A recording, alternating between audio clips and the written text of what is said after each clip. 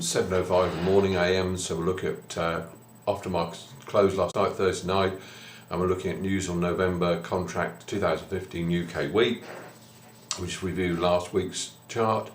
And you can see here that since we had that big red candle last Friday, we fell every day until yesterday, and when we had this big reaction after breaking through the low here, 124.75, and we closed down here at 24.95 after this big sort of like hammer-like candle here. It's sort of as to be expected, you know, after testing a major support here for the beginning of March, end of February. I have to see whether that builds, or we see a run back up to 129, or we finally take out this swing low here. Just popped to the monthly time frame. You can see here quite clearly. Here we're testing these last two candles here. We're in April at the moment, so that's March and February. At the moment that's holding, but obviously if that breaks, you can see that we've got this gap, big, clean air below. On the monthly chart.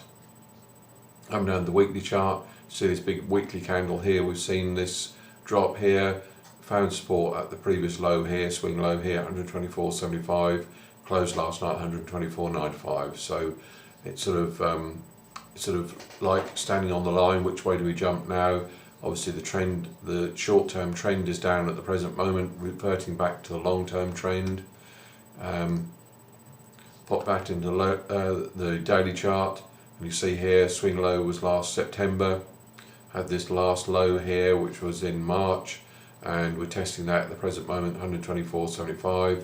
This was the high here with the run up. We had a nice run up in March. 6-day moving average falling, this big candle here, but we closed below the swing low. RSI is still down, so at the moment we'll have to go with the bear argument, because obviously all the indicators are pointing down, but we are at testing old lows, and we are finding support, and obviously on the RSI we are looking oversold at present moment. Just zoom in on this action at the moment. We've seen this £10 fall quite rapidly recently. This is the swing low here, and you can see the extent of this big candle here that we had yesterday to come back and test the swing low. Will that build from here? We'll have to see next week, but obviously if we fail again to go back up to 130 and not take out the 6-day moving average, then the second time I would think this will well and truly give away, and then we'll see the lows again. So obviously keep an eye on things doing next week.